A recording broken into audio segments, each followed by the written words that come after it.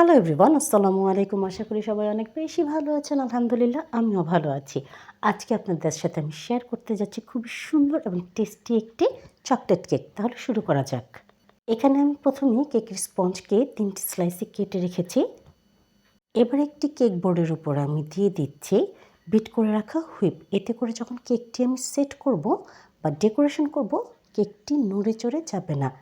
এরপর এর মধ্যে আমি দিয়ে দিচ্ছি সুগার সিরাপ। এই সুগার সিরাপটি দেওয়ার ফলে আপনার কেকটি খুব বেশি সফট এবং ময়েস্ট হবে। আর এই সুগার সিরাপটি আমি তৈরি করেছি চিনি, পানি ও চকলেট এসেন্স দিয়ে।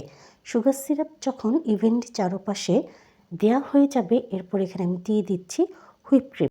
এবার আমি সেম প্রসেসে কেকের সেকেন্ড লেয়ারটিও তৈরি করে নিচ্ছি। কেক স্পঞ্জ সেট করার পরে এখানে আমি আবারও দিয়ে দিচ্ছি সুগার সিরাপ। আর এই সুগার সিরাপ দিয়ে দেওয়ার পরে এখানে আমি দিব হুইপ ক্রিম। আর এই ক্রিম আমি ইভেনলি স্প্রেড করে দিচ্ছি যাতে করে পুরো কেকটি কভার হয়ে যায়। Please subscribe to my channel and press the bell icon, তাহলে নোটিফিকেশনটি সবার আগে আপনার কাছেই যাবে আর ভিডিওটি সবার আগে আপনিই দেখতে পাবেন। কেক বানানো একটু কষ্টের কাজ, একটু সময় ও ধৈর্য নিয়ে এই কাজটি করতে হয়। এবার এখানে আমি কেকের থার্ড লেয়ারটি দিয়ে দিচ্ছি। সেম একই প্রসেস অ্যাপ্লাই করে আমি সুগার সিরাপ দিয়ে দিচ্ছি। আর তারপর এখানে আমি হুইপ ক্রিম দিয়ে পুরো কেকটাকে কভার করে নিব। আপনারা চাইলে এই হুইপ ক্রিমের সাথে মেল্টেড চকলেটও ইউজ করতে পারেন, তাতে করে কেকের টেস্ট অনেক বেশি বেড়ে যাবে। আর আপনারা যদি চান তাহলে এই কেকের লেয়ারগুলোর মধ্যেও মেল্টেড চকলেট দিতে পারেন বা চকলেট চিপস ইউজ করতে পারেন। কেকের টপটি যখন কভার হয়ে গেছে, এবার আমি একটি প্যালেট নাইফের সাহায্যে কেকের সাইডগুলোকে ক্লিন করে দিচ্ছি। আর তারই সাথে এখানে আমি কভার করে নিচ্ছি কেকের সাইডও। Please to like, comment, share more and more. তাতে করে আমি অনেক বেশি মোটিভেট হয়ে যাই, আমার ভিডিও বানানোর আগ্রহ অনেক বেশি বেড়ে যায়। আর সেই ভিডিওগুলো আমি আপনাদের সাথে শেয়ারও করতে পারি, কারণ এই ভিডিওগুলো আমি মূলত আপনাদের জন্যই তৈরি করে থাকি। কেকের সাইড যখন কভার হয়ে গেছে, এখন একটি স্ক্রাপারের সাহায্যে আমি কেকটিকে শেপ করে দিচ্ছি।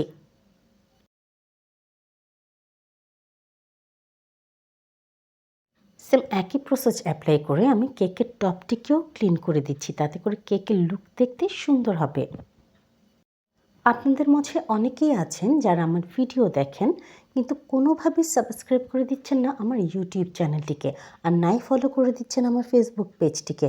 আপনাদের কাছে আমার একটি হাম্বল রিকোয়েস্ট থাকছে, আপনারা প্লিজ সাবস্ক্রাইব করে দিবেন আমার ইউটিউব চ্যানেলটিকে।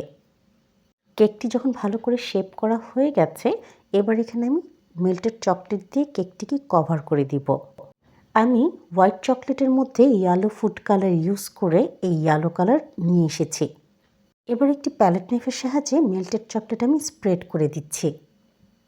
কেক শপগুলো থেকে অনেক দাম দিয়ে হাই প্রাইস কেকগুলো না কিনে যদি আমরা একটু ঘরে নিজেই তৈরি করে নিই, দেখতেও যেমন সুন্দর হয় আর একদম ফ্রেশ কেকগুলো আমরা খেতে পারি এবং তারই সাথে কেকগুলো খুব টেস্টি হয়ে থাকে। এখানে আমি 2টি শেডের চকলেট ইউজ করেছি। যখন আমি ডার্ক চকলেট এখানে ইউজ করেছিলাম, তখন আমি ক্যামেরা অন করতে ভুলে গিয়েছি। এবার আর কিছুই না, M1 নোজেলটি দিয়ে আমি কেকের উপরে রোজ তৈরি করে নিচ্ছি। কেকের বর্ডার তৈরি করার জন্য এখানে আমি ইউজ করেছি 6B নোজেলটি। দেখতেই পাচ্ছেন দর্শক, আমার রোজ তৈরি করা হয়ে গেছে।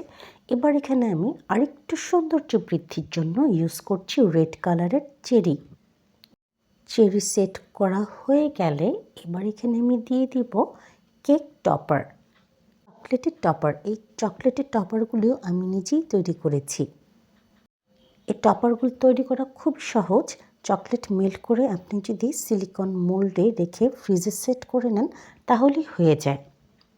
আর এবার আমি 6B নোজেলটি দিয়ে কেকের বর্ডার তৈরি করে নিচ্ছি। দেখতেই পাচ্ছেন দর্শক, খুবই কম খরচে আমার হোমমেড কেক তৈরি হয়ে গেছে। আর মাশাআল্লাহ এর লুক দেখতেও কিন্তু খুব সুন্দর হয়েছে। আর আলহামদুলিল্লাহ এর টেস্ট হয়ে থাকে অসাধারণ। শুধু একটু ধৈর্য ধরে সময় নিয়ে কাজটি করতে হয়। যদি আপনাদের আমার এই কেকটি ভালো লেগে থাকে, আমার ভিডিওটি ভালো লেগে থাকে, তাহলে অবশ্যই সাবস্ক্রাইব করে দিবেন আমার ইউটিউব চ্যানেলটিকে। সাথে থাকার জন্য ও পুরো ভিডিওটি দেখার জন্য সবাইকে আন্তরিকভাবে ধন্যবাদ। দেখা হবে পরের কোনো নতুন ভিডিওর সাথে।